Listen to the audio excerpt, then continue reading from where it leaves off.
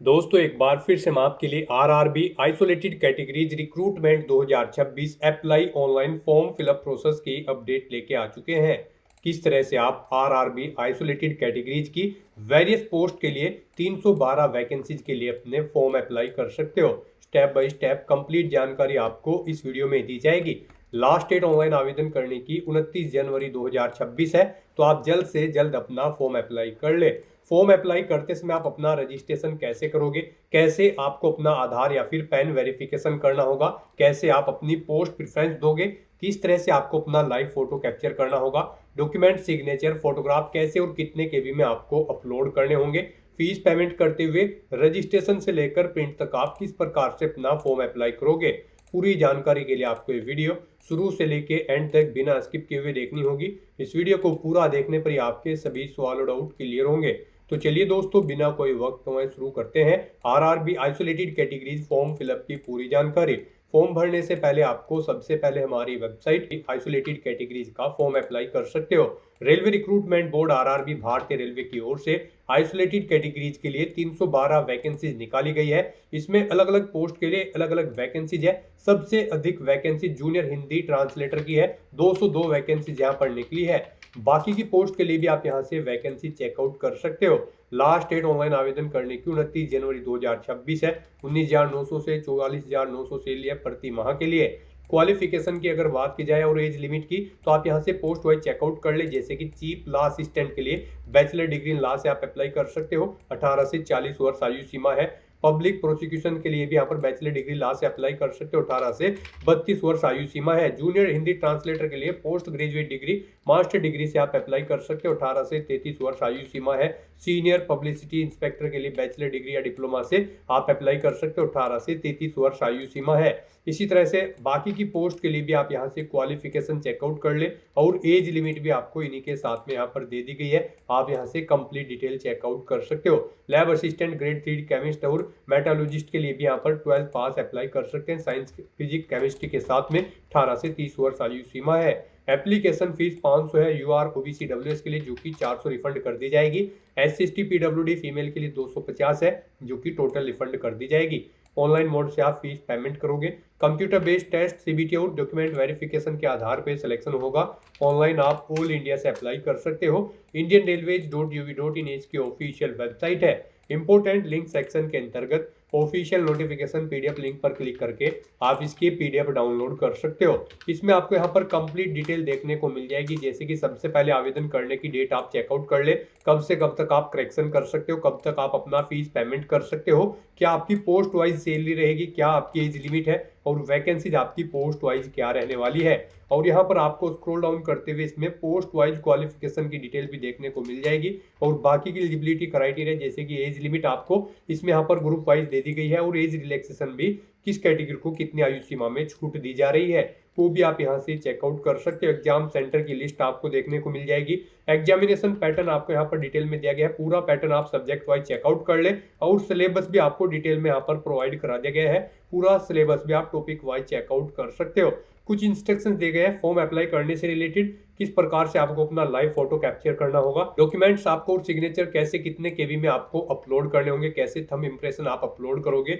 और साथ ही साथ दोस्तों यहाँ पर आपको आरआरबी वाइज अलग अलग वैकेंसीज की इंफॉर्मेशन दे दी गई है और इसी पीडीएफ के एंड में आपको वैकेंसीज के साथ में यहाँ पर क्वालिफिकेशन की भी अलग अलग पोस्ट की जानकारी देखने को मिल जाएगी।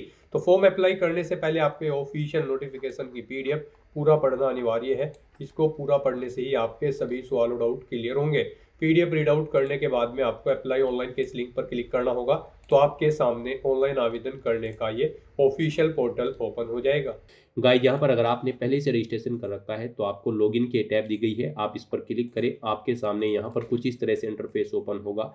अब यहाँ से आप लॉगिन विद आधार या फिर लॉगिन विद आरआरबी अकाउंट, इनमें से किसी भी ऑप्शन का यूज करते हुए लॉगिन करके अपना फॉर्म अप्लाई कर सकते हो। और अगर आप यहाँ पर इस पोर्टल के थ्रू किसी भी भर्ती के लिए फर्स्ट टाइम अप्लाई करने जा रहे हो तो सबसे पहले यहाँ पर आपको अपना रजिस्ट्रेशन करना होगा। उसके लिए आपको क्रिएट न्यू अकाउंट का ये टैब दिया गया है, आप इस पर क्लिक करें। आपके सामने यहाँ पर कुछ इस तरह से इंटरफेस ओपन होगा।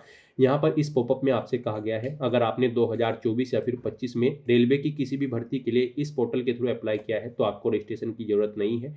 नहीं किया है तो आपको अपना रजिस्ट्रेशन करना होगा। तो यहाँ पर आप ओके करें और यहाँ पर अब आप अपनी पर्सनल इन्फॉर्मेशन प्रोवाइड करते हुए अपना अकाउंट क्रिएट कर लें। सबसे पहले यहाँ पर आपको अपनी नेशनैलिटी सेलेक्ट करनी है, फिर यहाँ पर आपको अपनी पर्सनल इन्फॉर्मेशन में अपना नाम एंटर करना है। यह आपकी 10वीं की मार्कशीट के अकॉर्डिंग होना चाहिए। आपको अपना नाम रिटाइप करना है। उसके बाद आपसे पूछा गया कि क्या आपने कभी अपना नाम चेंज किया है। अगर किया है तो आप यस ऑप्शन सेलेक्ट करेंगे और फिर यहाँ पर आप जब आपके डॉक्यूमेंट वेरीफाई होंगे उस समय आपको गैजेटेड नोटिफिकेशन या फिर रिलीवेंट लीगल डॉक्यूमेंट शो करना होगा अब आपके नाम चेंज का। और अगर आपने कभी नाम चेंज नहीं किया है तो सिंपली यहाँ पर आपको नो ऑप्शन सेलेक्ट करना है। उसके बाद यहाँ पर आपको अपनी डेट ऑफ बर्थ सेलेक्ट करनी है। आपको इस कैलेंडर में से अपनी डेट ऑफ बर्थ सेलेक्ट कर लेनी है। फिर यहाँ पर आपको अपनी डेट ऑफ बर्थ टाइप करनी है DDMMYY फॉर्मेट में। यहाँ पर आपको पहले डे एंटर करना है, फिर आपको स्लैश मंथ एंटर करना है, फिर स्लैश देके आपको अपना ईयर यहाँ पर एंटर कर देना है। आपकी 10वीं की मार्कशीट के अकॉर्डिंग यहाँ पर आपकी डेट ऑफ बर्थ होनी चाहिए। उसके बाद यहाँ पर आपको अपना जेंडर सेलेक्ट करना है, उसे दोबारा से रीसेलेक्ट करना है कंफर्मेशन के लिए। फिर आपको अपने फादर का नाम यहाँ पर एंटर करना है, उसे भी रिटाइप कर देना है। मदर का नाम एंटर करना है, उसे भी रिटाइप कर देना है। उसके बाद यहाँ पर आपको अपनी कॉन्टैक्ट डिटेल देनी है। यहाँ पर आपको कॉन्टैक्ट डिटेल में सबसे पहले आपको अपना ईमेल एड्रेस एंटर करना है, फिर आपको अपना मोबाइल नंबर एंटर करना है और उनके बाद आपको जनरेट ईमेल ओटीपी और जनरेट मोबाइल ओटीपी के ऑप्शन पर क्लिक करना है। उसके बाद आपके ईमेल एड्रेस और मोबाइल नंबर पर 6 डिजिट के 2 ओटीपी आएंगे। वो ओटीपी आपको यहाँ पर एंटर करके अपना मोबाइल नंबर और ईमेल आईडी को वेरीफाई कर लेना है। उसके बाद गाइज यहाँ पर आपको अपना वेरिफिकेशन करना है। वेरिफिकेशन के लिए यहाँ पर आपके पास 3 ऑप्शन है। आप यहाँ पर डिजी लॉकर के थ्रू अपना वेरिफिकेशन कर सकते हैं या फिर गाइज यहाँ पर आप आधार कार्ड के थ्रू अपना वेरिफिकेशन कर सकते हैं या फिर आपके पास अगर आधार भी नहीं है तो उसके थ्रू भी आप यहाँ पर अपना वेरिफिकेशन कर सकते हैं अपने पैन नंबर की डिटेल प्रोवाइड कराते हुए। तो यहाँ पर हम आपको तीनों ऑप्शंस के बारे में बताएंगे 1 बाय 1 करके। तो यहाँ पर अगर आप ऑप्शन सेलेक्ट करते हैं वेरिफिकेशन थ्रू डिजी लॉकर तो आपको यहाँ पर वेरिफिकेशन थ्रू डिजी लॉकर के इस ऑप्शन पर क्लिक करना है। फिर यहाँ पर आपको आई कंफर्म के चेकबॉक्स को ओके करना है और उसके बाद गाइज आपको वेरीफाई के इस ऑप्शन पर क्लिक कर देना है। नेक्स्ट आपके सामने डिजी लॉकर का इंटरफेस ओपन हो जाएगा। यहाँ पर आने के बाद गाइज आपको अपना आधार नंबर एंटर करना है, ये कैप्चा कोड आपको यहाँ पर एंटर करना है और उसके बाद फिर आपको नेक्स्ट के इस ऑप्शन पर क्लिक कर देना है। फिर आपके रजिस्टर्ड मोबाइल नंबर पर जिससे आपका आधार अटैच है यानी कि लिंक है उस पर एक ओटीपी आएगा। वो ओटीपी आपको यहाँ पर एंटर करना है और फिर आपको दोबारा से कंटिन्यू के इस ऑप्शन पर क्लिक कर देना है। नेक्स्ट यहाँ पर आपको अपना 6 डिजिट का डिजी लॉकर का सिक्योरिटी पिन एंटर करना है और अगर आप भूल चुके हो तो यहाँ पर आप फॉरगेट सिक्योरिटी पिन के ऑप्शन पर क्लिक करें और अपना सिक्योरिटी पिन यहाँ पर गेट कर ले। गाइड यहाँ पर अगर आपने रजिस्ट्रेशन कर रखा है तो आपको यहाँ पर अपना 6 डिजिट का डिजी लॉकर का सिक्योरिटी पिन एंटर करना है और अगर आपने रजिस्ट्रेशन नहीं कर रखा है तो आपको डिजी लॉकर की वेबसाइट को ओपन कर लेना है और वहां पर अपना अकाउंट आपको रजिस्टर कर लेना है, अकाउंट क्रिएट कर लेना है। इस तरह से अपना पिन यहाँ पर एंटर करने के बाद फिर आपको कंटिन्यू के ऑप्शन पर ही क्लिक करना है। नेक्स्ट आपके सामने आपका डिजी लॉकर अकाउंट कुछ इस तरह से शो होगा। अब यहाँ पर आने के बाद गाइज आपको अलाउ के इस ऑप्शन पर क्लिक करना है। इस तरह से यहाँ पर आपका डिजी लॉकर अकाउंट के थ्रू आपका वेरिफिकेशन कंप्लीट हो जाएगा और आपको आरआरबी के इसी इंटरफेस पर रिडायरेक्ट कर दिया जाएगा। नेक्स्ट ऑप्शन यहाँ पर वेरिफिकेशन का है आधार कार्ड के थ्रू। गाइज अगर यहाँ पर आप वेरिफिकेशन थ्रू आधार कार्ड ऑप्शन सेलेक्ट करते हैं तो फिर आपके सामने यहाँ पर कुछ इस तरह से इंटरफेस शो होगा।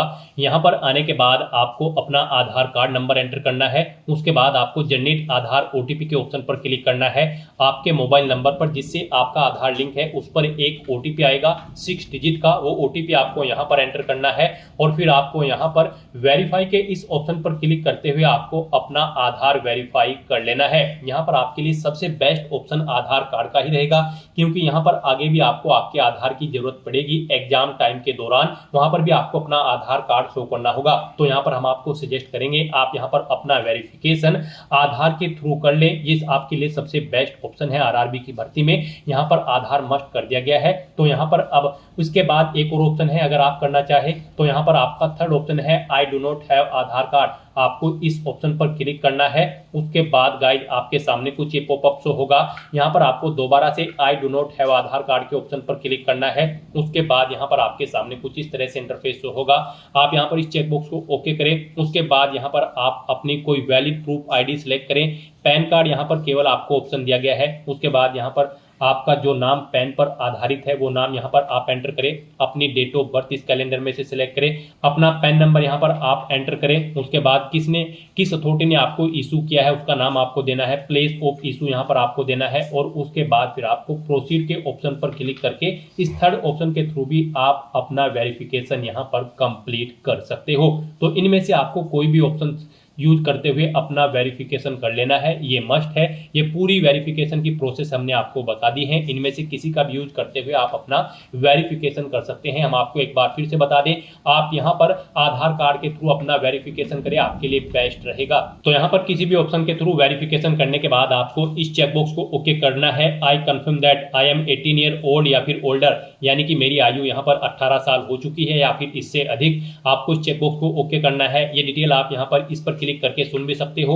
और फिर गाइस यहाँ पर आपको अपना पासवर्ड क्रिएट करना है। यहाँ पर आपका पासवर्ड अल्फा न्यूमेरिक फॉर्मेट में होना चाहिए। मींस आपके पासवर्ड में एक अपर केस कैरेक्टर, एक लोअर केस कैरेक्टर, एक इंटीजर नंबर और एक स्पेशल कैरेक्टर जैसे कि @ हैश या फिर डॉलर होना चाहिए। तो इस फॉर्मेट में आपको अपना पासवर्ड क्रिएट करना है। ये एग्जाम्पल हमने आपको दिखाया है। वही पासवर्ड आपको यहाँ पर कंफर्म पासवर्ड फील्ड में एंटर करना है। I am not a robot के इस चेकबॉक्स को ओके करना है। और फिर गाइस आपको यहाँ पर preview and create an account के इस ऑप्शन पर क्लिक करके अपना अकाउंट क्रिएट कर लेना है। अपना अकाउंट क्रिएट करने के बाद आपको आरआरबी की इस वेबसाइट पर रिडायरेक्ट कर दिया जाएगा, या फिर आप rrbapply.gov.in लॉगिन कर लें। और यहाँ पर अब आप लॉगिन की स्टेप पर क्लिक करें और यहाँ पर आप आधार या फिर आरआरबी अकाउंट की डिटेल प्रोवाइड कराते हुए लॉगिन कर ले। यहाँ पर अगर आप लॉगिन विद आरआरबी अकाउंट करते हैं तो फिर आपके सामने कुछ इस तरह से इंटरफेस शो होगा। यहाँ पर अब आपको अपना मोबाइल नंबर या फिर ईमेल एड्रेस एंटर करना है, अपना पासवर्ड आपको एंटर करना है, इस चेकबॉक्स को ओके करना है और उसके बाद आपको यहाँ पर लॉगिन की स्टेप पर क्लिक करना है। फिर आपके सामने यहाँ पर 2 फैक्टर ऑथेंटिकेशन मोड ओपन होगा। अब आप यहाँ पर सेंड OTP टू ईमेल या फिर सेंड OTP टू फोन के ऑप्शन पर क्लिक करें। उसके बाद आपकी ईमेल या फोन पर एक OTP जाएगा, वो OTP आपको यहाँ पर एंटर करना है और उसके बाद आपको फिर यहाँ पर लॉगिन की स्टेप पर क्लिक करते हुए अपने डैशबोर्ड में लॉगिन कर लेना है। फिर आपके सामने कुछ इस तरह से इंटरफेस ओपन होगा। यहाँ पर फॉर्म अप्लाई करने से पहले आपको कुछ जनरल इंस्ट्रक्शन दिए गए हैं, आपको इन्हें केयरफुली रीड करना है। उसके बाद आपको अपना फॉर्म अप्लाई करने के लिए ऑनलाइन एप्लीकेशन के 2 टैब दिए गए हैं, आप इनमें से किसी भी टैब पर क्लिक करें। फिर आपके सामने कुछ इस तरह से इंटरफेस ओपन होगा। अब यहाँ पर आपको CN 8/2025 आइसोलेटेड कैटेगरीज के इस सेक्शन में आना है। यहाँ पर आने के बाद गाइस आपको इन दोनों चेकबॉक्सेस को ओके करना है। अपना बोर्ड आपको सिलेक्ट करना है, जिस बोर्ड के अंतर्गत आप इस भर्ती के लिए अप्लाई करना चाहते हैं, और फिर आपको नेक्स्ट के इस ऑप्शन पर क्लिक कर देना है। अब यहाँ पर आपका फॉर्म स्टार्ट हो चुका है। आपको आपकी पर्सनल डिटेल कुछ ऑटोमेटिकली फिर मिलेगी, जैसे कि आपकी डेट ऑफ बर्थ, आपका नाम, आपके फादर मदर का नाम। यहाँ पर ये डिटेल आपके OTR से यानी कि रजिस्ट्रेशन से फैच कर ली गई है। अब आपको बस यहाँ पर अपना मैरिटल स्टेटस सेलेक्ट करना है, आप मैरिड हो या फिर अनमैरिड। उसके बाद आपको अपना रिलीजन सेलेक्ट करना है, फिर आपको अपनी मातृभाषा यहाँ पर सेलेक्ट करनी है। फिर यहाँ पर आप जिस लैंग्वेज में अपना एग्जाम चाहते हैं वो लैंग्वेज यहाँ पर आपको सिलेक्ट कर लेनी है, हिंदी, इंग्लिश, अपने अकॉर्डिंग। उसके बाद आपकी बॉडी पर कहीं कोई कट या तिल का निशान है तो उस पैलेस का नाम यहाँ पर आपको एंटर करना है। 2 पैलेस के नाम यहाँ पर आपको एंटर करने होंगे, नहीं है तो यहाँ पर आप नो मार्क एंटर कर देंगे। उसके बाद यहाँ पर आपको अपनी कम्युनिटी डिटेल देनी है। यहाँ पर आपको अपनी कम्युनिटी सेलेक्ट कर लेनी है, आप जिस कैटेगरी से बिलोंग करते हैं। फिर यहाँ पर आपको अपना प्रेजेंट एड्रेस एंटर करना है। यहाँ पर आप अपना प्रेजेंट एड्रेस एंटर करें, उसके बाद आपको अपना परमानेंट एड्रेस यहाँ पर एंटर कर देना है। और अगर गाइड आपका परमानेंट एड्रेस आपके प्रेजेंट एड्रेस के अकॉर्डिंग सेम है तो बस यहाँ पर आप इस चेकबॉक्स को ओके कर देंगे। ऑटोमेटिकली आपका परमानेंट एड्रेस आपके प्रेजेंट एड्रेस के अकॉर्डिंग यहाँ पर फिल हो जाएगा। इस तरह से अपनी डिटेल प्रोवाइड करने के बाद फिर आपको सेव के इस ऑप्शन पर क्लिक करके अपनी सभी डिटेल सेव कर देनी है और फिर आपको नेक्स्ट के इस ऑप्शन पर क्लिक करना है। फिर यहाँ पर आपको अपनी कुछ और डिटेल प्रोवाइड करनी है। यहाँ पर आपसे पूछा गया है कि क्या आप ये एक सर्विसमैन हैं, अगर हैं तो आप यस करेंगे और उसकी डिटेल देंगे, नहीं है तो नो ऑप्शन सेलेक्ट करेंगे। फिर आपसे पूछा गया कि क्या आप बेंचमार्क डिसेबिलिटी कैंडिडेट हैं, अगर हैं तो यस करें और उसकी डिटेल यहाँ पर प्रोवाइड कराएं, जैसे कि डिसेबिलिटी कैटेगरी आपको सिलेक्ट करनी है, सब डिसेबिलिटी कैटेगरी सिलेक्ट करनी है, डिसेबिलिटी की परसेंटेज देनी है, और अगर आप नहीं हैं तो आप नो ऑप्शन यहाँ पर सिलेक्ट कर लेंगे। फिर आपसे पूछा गया कि क्या आपको स्क्राइब की जरूरत पड़ेगी एग्जाम टाइम के पीरियड, अगर पड़ेगी तो आप यस करेंगे और फिर यहाँ पर उसकी डिटेल देंगे, नहीं पड़ेगी तो आप नो ऑप्शन सेलेक्ट करेंगे। उसके बाद आपसे पूछा गया कि क्या आप इकोनॉमिकली बैकवर्ड क्लास कैंडिडेट हैं, अगर हैं तो आप यस ऑप्शन सेलेक्ट करें और फिर उसकी डिटेल दें, नहीं है तो आप नो ऑप्शन यहाँ पर सेलेक्ट कर लेंगे। फिर आपसे पूछा गया कि क्या आप रेलवे में सर्विस करने वाले कैंडिडेट हैं, अगर हैं तो आप यस करेंगे और उसकी डिटेल देंगे, नहीं है तो आप नो ऑप्शन सेलेक्ट कर लेंगे।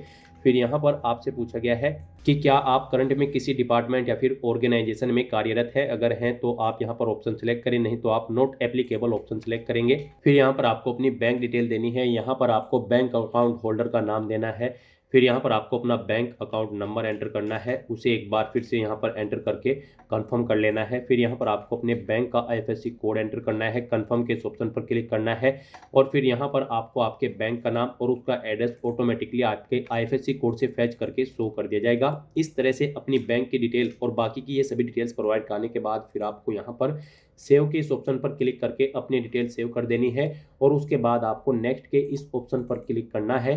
नेक्स्ट यहाँ पर आपको अपनी क्वालिफिकेशन की डिटेल प्रोवाइड करनी है। गाइज यहाँ पर आपको आपकी 10वीं क्लास की डिटेल ऑटोमेटिकली फिर मिलेगी अगर आपने इससे पहले भी RRB की इस वेबसाइट के थ्रू किसी भर्ती के लिए अप्लाई किया है, और नहीं किया है तो यहाँ पर आप अपनी 10वीं क्लास की डिटेल ऐड कर देंगे। अगर आपको ऑटोमेटिकली फिर मिलती है तो आप पेंसिल के इस ऑप्शन पर क्लिक करके एडिट करके इसमें कुछ भी एडिट कर सकते हैं और फिर यहाँ पर आपको अपनी बाकी की डिटेल प्रोवाइड करनी है। यहाँ पर 10वीं क्लास के बाद आपने जो भी क्वालिफिकेशन कर रखी है वो आप यहाँ पर सेलेक्ट करेंगे और उसकी डिटेल यहाँ पर आप 1 बाय 1 करके प्रोवाइड कराएंगे। 10वीं के बाद आपको 12वीं क्लास की डिटेल देनी है, फिर आपके पास बैचलर डिग्री है या फिर मास्टर डिग्री है या फिर डिप्लोमा है तो उसकी डिटेल यहाँ पर आपको 1 बाय 1 करके प्रोवाइड करनी होगी। आप यहाँ पर चेकआउट कर सकते हो कि किस पोस्ट पर अप्लाई करने के लिए क्या आपकी क्वालिफिकेशन रिक्वायर्ड है। जैसे कि अगर आप चीफ लॉ असिस्टेंट की पोस्ट के लिए अप्लाई करते हैं तो आपके पास बैचलर डिग्री होनी चाहिए लॉ के अंतर्गत और आपको 3 साल का एक्सपीरियंस होना चाहिए। आयु सीमा आपकी 18 से 40 यहाँ पर इस पोस्ट के लिए रखी गई है। और अगर आप पब्लिक प्रोसिक्यूशन की पोस्ट के लिए अप्लाई करते हैं तो आपके पास बैचलर डिग्री होनी चाहिए लॉ के अंतर्गत किसी वेल रिकॉग्नाइज्ड यूनिवर्सिटी से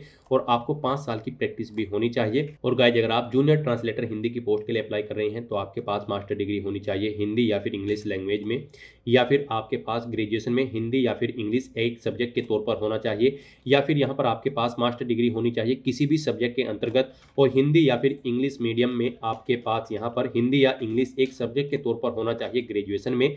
यहाँ पर आपके पास डिप्लोमा या फिर सर्टिफिकेट कोर्स भी होना चाहिए ट्रांसलेशन का हिंदी टू इंग्लिश का। और यहाँ पर इस तरह से आप जिस भी पोस्ट के लिए अप्लाई करना चाहते हैं उसकी क्वालिफिकेशन चेकआउट कर सकते हो और उसके बाद यहाँ पर आप अपनी क्वालिफिकेशन की डिटेल प्रोवाइड कर सकते हो। तो यहाँ पर आपने जो भी क्वालिफिकेशन कर रखी है उसकी डिटेल आप देंगे। 10वीं के बाद आपको 12वीं क्लास की डिटेल देनी होगी, यहाँ पर आप 12th ऑप्शन सेलेक्ट करेंगे। उसके बाद यहाँ पर आप बताएंगे आपने 12वीं किस डिसिप्लिन में की है, फिर आपको स्टेट सेलेक्ट करना है जिस स्टेट से आपने अपनी 12वीं क्लास पास आउट की है, डिस्ट्रिक्ट आपको सेलेक्ट करना है, फिर आपको बताना है बोर्ड कौन सा था जिस बोर्ड से आपने अपनी 12वीं क्लास पास आउट की है, पासिंग ईयर आपको सेलेक्ट करना है, फिर यहाँ पर आपको परसेंटेज देनी है अपनी 12वीं की और उसके बाद गाइज आपको यहाँ पर ऐड के इस ऑप्शन पर क्लिक करते हुए अपनी 12वीं क्लास की डिटेल भी ऐड कर देनी है। उसके बाद गाइज यहाँ पर अगर आपने बैचलर डिग्री या फिर पोस्ट ग्रेजुएट डिग्री कर रखी है या फिर आपके पास डिप्लोमा भी है तो उन्हें भी आपको 1 बाय 1 करके यहाँ पर सेलेक्ट करना है और इसी तरह से यहाँ पर आपको अपनी क्वालिफिकेशन की डिटेल प्रोवाइड कर देनी है। उसके बाद अगर आपको वर्क एक्सपीरियंस है तो यहाँ पर आप अपने एक्सपीरियंस की डिटेल प्रोवाइड कराएंगे। यहाँ पर गाइज आप नेचर ऑफ एक्सपीरियंस सेलेक्ट करेंगे, यहाँ पर आपने किस में जॉब की है, किस फील्ड में आपको एक्सपीरियंस है। उसके बाद यहाँ पर पूछा गया है कि क्या आप प्रेजेंट में भी कार्यरत हैं या फिर पास्ट में थे, किस डेट से आपको एक्सपीरियंस है। यहाँ पर आप इनके अकॉर्डिंग ऑप्शन डेट सेलेक्ट करेंगे, फिर आपका एक्सपीरियंस की ईयर मंथ और डे यहाँ पर कैलकुलेट होके आ जाएंगे और उसके बाद गाइज आपको यहाँ पर ऐड के ऑप्शन पर क्लिक करके अपना एक्सपीरियंस ऐड कर देना है। और अगर आपको एक से ज़्यादा जगह वर्किंग एक्सपीरियंस है तो आप जैसे ही ऐड के ऑप्शन पर क्लिक करेंगे सेम ऐसी ही एक और रो यहाँ पर ऐड हो जाएंगी, उसमें भी आप अपने एक्सपीरियंस की डिटेल प्रोवाइड करा सकते हैं। इस तरह से यहाँ पर आपको अपनी क्वालिफिकेशन और एक्सपीरियंस की डिटेल प्रोवाइड कर देनी है और फिर गाइज यहाँ पर आपको नेक्स्ट के इस ऑप्शन पर क्लिक करना है। नेक्स्ट यहाँ पर आपको अपना फोटो और सिग्नेचर अपलोड करने हैं। यहाँ पर आपको फोटो कैप्चर करने के लिए 2 ऑप्शन दिए गए हैं। आप यहाँ पर डायरेक्टली कैप्चर लाइव इमेज के ऑप्शन पर क्लिक करें, अपने वेब कैमरा के थ्रू अपना लाइव फोटो कैप्चर कर लें, या फिर आप यहाँ पर capture live image from mobile के ऑप्शन पर क्लिक करें। आपके सामने यहाँ पर एक QR कोड शो होगा। इस QR कोड को आप अपने मोबाइल फोन से स्कैन करें। अपने मोबाइल फोन में आपने जो भी यहाँ पर QR कोड स्कैनर इंस्टॉल किया हुआ है उसके थ्रू आप इसे स्कैन करें। उसके बाद आपके मोबाइल फोन में आपको अपना RRB का अकाउंट लॉगिन करना होगा। अपने लॉगिन की डिटेल प्रोवाइड करते हुए आपको अपने डैशबोर्ड में लॉगिन कर लेना है और फिर वहां से आपको अपना फोटो लाइव कैप्चर करना है। फोटो कैप्चर करते समय आपको अपना फेस सर्कल में प्रॉपर वे में लाना है और अपनी आंखों को 2 या 3 बार ब्लिंक करना है। उसके बाद यहाँ पर आपका लाइव फोटो कैप्चर हो जाएगा आपके मोबाइल फोन से। यहाँ पर फोटो कैप्चर करते समय आपको कुछ जनरल इंस्ट्रक्शंस दिए गए हैं, आपको इन्हें रीड आउट कर लेना है। फोटो कैप्चर करते समय आपको सफेद कपड़े नहीं पहनने हैं और जिस स्थान पर आप अपना फोटो कैप्चर करेंगे वहां पर प्रॉपर वे में लाइट होनी चाहिए और प्लेन बैकग्राउंड उस स्थान का होना चाहिए। और यहाँ पर आपको बिल्कुल सीधा कैमरे की तरफ देखना है और आपको यहाँ पर फोटो कैप्चर करते समय अपने सर पर कोई टोपी या फिर कैप नहीं पहननी है, ना आपको अपने चेहरे पर कोई मास्क लगाना है और ना ही आपको अपने आंखों पर कोई चश्मा यहाँ पर पहनना है। तो यहाँ पर आपको कुछ इन इंस्ट्रक्शंस को ध्यान में रखते हुए अपना लाइव फोटो कैप्चर कर लेना है। दोस्तों, मोबाइल से लाइव फोटो कैप्चर करने के लिए सबसे पहले आपको अपने फोन में QR code scanner application open करनी होगी। उसके बाद में आपको ये बार कोड यहाँ पर स्कैन कर लेना होगा। उसके बाद में आपको इस लिंक पर क्लिक करना होगा। उसके बाद यहाँ पर आने के बाद में आपको RRB अकाउंट के अंतर्गत अपने डैशबोर्ड में लॉगिन करना होगा। लॉगिन करने के लिए आप आधार से लॉगिन कर सकते हो या फिर RRB अकाउंट के थ्रू लॉगिन कर सकते हो। जैसे कि हम आपको RRB अकाउंट के थ्रू लॉगिन करके दिखा रहे हैं। सबसे पहले आपको यहाँ पर अपना ईमेल एड्रेस एंटर करना होगा, पासवर्ड आपको एंटर करना होगा और इस चेक बॉक्स को ओके करना होगा और यहाँ पर लॉगिन की स्टेप पर क्लिक करके अपने डैशबोर्ड में लॉगिन कर लेना होगा। लॉगिन करने के लिए आपको ईमेल आईडी या फिर मोबाइल फोन पर एक OTP सेंड करना होगा। उसके लिए आपको यहाँ पर इस लिंक पर क्लिक करना होगा। OTP एंटर करने के बाद में आपको लॉगिन की स्टेप पर क्लिक करना होगा। लॉगिन करने के बाद में आपके सामने कुछ इस तरह से इंटरफेस ओपन हो जाएगा। यहाँ पर आकर आपको इस पेज को स्क्रॉल डाउन करना होगा और यहाँ पर आप देख सकते हो capture live image. Live photo capture करने के लिए आपको इस टैब पर क्लिक करना होगा और अपना लाइव फोटो कैप्चर कर लेना होगा। फोटो कैप्चर करने के लिए आपको अपना फेस इस सर्कल के अंतर्गत लाना होगा और अपनी आंखों को यहाँ पर ब्लिंक करना होगा वेरिफिकेशन के लिए और उसके बाद में कैप्चर के इस टैब पर क्लिक करके अपना लाइव फोटो कैप्चर कर लेना होगा। तो इस तरह से आपका लाइव फोटो कैप्चर हो जाएगा और उसके बाद में आपको सेव की टैब पर क्लिक करके अपना लाइव फोटो जो आपने कैप्चर किया है उसको सेव कर देना होगा। उसके बाद गाइस यहाँ पर आपको अपने सिग्नेचर अपलोड करने हैं। सिग्नेचर यहाँ पर आपके JPG या फिर JPEG फॉर्मेट में होने चाहिए। सिग्नेचर की विड्थ आपकी 140 पिक्सल होनी चाहिए, हाइट 60 पिक्सल होनी चाहिए। सिग्नेचर यहाँ पर आपको एक ब्लैंक इंक पेन से व्हाइट पेपर पर करने हैं। यहाँ पर आपको एक बॉक्स क्रिएट करना है जिसकी विड्थ 140 पिक्सल होनी चाहिए और हाइट उसकी 60 पिक्सल होनी चाहिए। उसमें आपको अपने सिग्नेचर यहाँ पर करके अपलोड करने हैं। साइज आपके सिग्नेचर की फाइल का 30 KB से 49 KB के बीच में होना चाहिए और अगर आप अपने सिग्नेचर का साइज कम या ज्यादा करना चाहते हैं तो आप गूगल पर जाएं, इमेज रिसाइज टाइप करें, मल्टीपल ऑनलाइन वेबसाइट ओपन होंगी, उनमें से कोई भी वेबसाइट ओपन करें, वहां पर आप अपने सिग्नेचर की फाइल को अपलोड करें और अपनी नीड के अकॉर्डिंग आप उसका साइज सेट करके फिर उसे वहां से डाउनलोड करके अपलोड कर दें। तो यहाँ पर आपको ब्राउज के ऑप्शन पर क्लिक करना है, फाइल को सिलेक्ट कर लेना है और अपने सिग्नेचर की फाइल को यहाँ पर अपलोड कर देना है। तो इस तरह से यहाँ पर आपका लाइव फोटो कैप्चर हो जाएगा और सिग्नेचर आपके अपलोड हो जाएंगे। उसके बाद आपको इस पेज को नीचे स्क्रॉल डाउन करना है और फिर गाइस आपको सेव के ऑप्शन पर क्लिक करके अपना फोटो सिग्नेचर यहाँ पर सेव कर देने हैं और उसके बाद फिर आपको नेक्स्ट के ऑप्शन पर क्लिक कर देना है। नेक्स्ट यहाँ पर आपको अपनी पोस्ट और जोन की प्रेफरेंस देनी है। यहाँ पर पीछे अब तक आपने जो डिटेल प्रोवाइड कराई है उसके अकॉर्डिंग आपकी एलिजिबिलिटी के अकॉर्डिंग पोस्ट और जोन्स की लिस्ट यहाँ पर आपको शो कर दी गई है। यहाँ पर आप जिस भी पोस्ट और जोन को जिस नंबर पर प्रेफरेंस देना चाहते हैं उसके सामने आप प्लस के ऑप्शन पर उसी नंबर पर क्लिक करें और यहाँ पर सेकंड कॉलम में उन्हें 1 बाय 1 करके आप ऐड कर दें। यहाँ पर आप जिस भी पोस्ट और यूनिट को जिस नंबर पर प्रेफरेंस देना चाहते हैं उस नंबर पर क्लिक करके उसे यहाँ पर आप ऐड कर दें। फिर आपको इस चेकबॉक्स को ओके करना है, डिक्लेरेशन सेक्शन में आना है, I have been declare that, इस चेकबॉक्स को ओके करना है, यहाँ पर अपना पहले से एंटर करना है और उसके बाद गाइज आपको यहाँ पर सेव के ऑप्शन पर क्लिक करके अपनी डिटेल सेव कर देनी है और उसके बाद फिर आपको यहाँ पर प्रीव्यू एप्लीकेशन के ऑप्शन पर क्लिक कर देना है। फिर यहाँ पर आपको आपके एप्लीकेशन फॉर्म का पूरा प्रीव्यू शो कर दिया गया है। आपको सभी डिटेल्स केयरफुली चेकआउट करनी है, पेज को नीचे स्क्रॉल डाउन करना है, इस चेकबॉक्स को ओके करना है। कहीं पर कोई मिस्टेक है तो आप एडिट के ऑप्शन पर क्लिक करके एडिट कर सकते हैं, नहीं तो यहाँ पर बस गाइड अब आपको सबमिट के इस ऑप्शन पर क्लिक कर देना है। नेक्स्ट यहाँ पर आपको अपना फीस पेमेंट करना है। यहाँ पर आपको आपकी कैटेगरी के अकॉर्डिंग एप्लीकेशन फीस का अमाउंट शो कर दिया जाएगा। रिजर्व कैटेगरी कैंडिडेट के लिए यहाँ पर 250 रुपये फीस है और अनरिजर्व कैटेगरी कैंडिडेट के लिए 500 रुपये फीस है। इसमें से इनको 400 रुपये फीस रिफंड कर दी जाएगी और रिजर्व कैटेगरी कैंडिडेट की सभी फीस यहाँ पर आपको रिफंड कर दी जाएगी। लेकिन यहाँ पर फॉर्म कंफर्मेशन के लिए आपको अभी अपना फीस पेमेंट करना है तो उसके लिए गाइड यहाँ पर अब आपको पे विद SBI ई-पे के इस ऑप्शन पर क्लिक करना है और प्रोसीड करते हुए आपको यहाँ पर फीस पेमेंट के इंटरफेस पर आ जाना है। यहाँ पर आप debit card, credit card, net banking, UPI या फिर वॉलेट के माध्यम से अपना फीस पेमेंट कर सकते हो। यूपीआई यहाँ पर आपके लिए सबसे बेस्ट और इजी ऑप्शन रहेगा। आप यूपीआई के इस ऑप्शन पर क्लिक करें। यूपीआई में भी फीस पेमेंट करने के लिए आपके पास दो ऑप्शन है। आप अपनी यूपीआई आईडी एंटर करें, वैलिडेट यूपीआई आईडी के ऑप्शन पर क्लिक करते हुए अपना फीस पेमेंट कर दें, या फिर गाइड यहाँ पर आप यूपीआई क्यूआर के इस ऑप्शन पर क्लिक करें, फिर यहाँ पर पे नाउ के ऑप्शन पर क्लिक करें। ये क्यूआर कोड आप अपने यूपीआई एप्लीकेशन से स्कैन करें और अपना फीस पेमेंट कर दें। सक्सेसफुली फीस पेमेंट करने के बाद यहाँ पर आपके एप्लीकेशन फॉर्म की सभी टास्क कंप्लीट हो जाएगी और आपका फॉर्म सबमिट हो जाएगा। उसके बाद आपको अपने एप्लीकेशन फॉर्म का एक हार्ड कॉपी प्रिंट आउट ले लेना है फ्यूचर यूज के लिए, फ्यूचर रेफरेंस के लिए, और फिर आप अपने डैशबोर्ड में भी जाकर चेकआउट कर सकते हो कि आपका फॉर्म सक्सेसफुली सबमिट हो चुका है या फिर नहीं। तो दोस्तों ऐसे आप आरआरबी आइसोलेटेड कैटेगरीज की इस भर्ती के लिए अपने फॉर्म अप्लाई कर सकते हो बिना कोई मिस्टेक किए हुए। आज की इस वीडियो में बस इतना ही। आई होप ये वीडियो आपको पसंद आई होगी। अगर पसंद आई हो तो इसे लाइक और शेयर करें। चैनल पर नए हो तो इसे सब्सक्राइब कर लें। Thanks for watching.